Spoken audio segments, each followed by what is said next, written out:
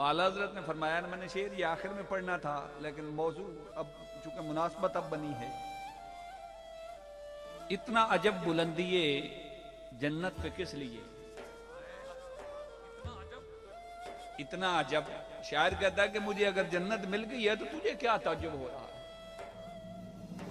इतना अजब बुलंदी है जन्नत पे किस लिए, देखा नहीं कि ये भीख किस दर की है।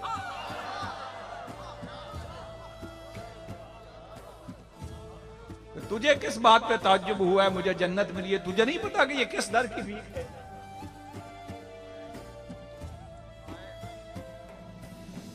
इतना अजब बुलंदी है जन्नत पे किस लिए, देखा नहीं कि ये भीख किस दर की है। और किसी साहब आपकी नजर करने लगा हूं, ताजदारो ख्वाब में भी देखी है कभी ये चीज, ताजदारो ख्वाब में भी देखी है कभी ये चीज, जो अब झोलियों में, जो भीख अब झोलियों में गदाना ने दर की है।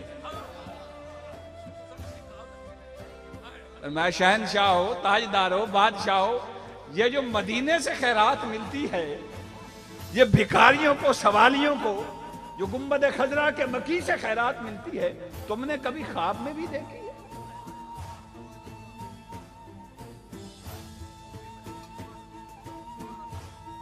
इतना अजब बुलंदी है जन्नत पे किस लिए, देखा नहीं कि ये भीख किस दर की।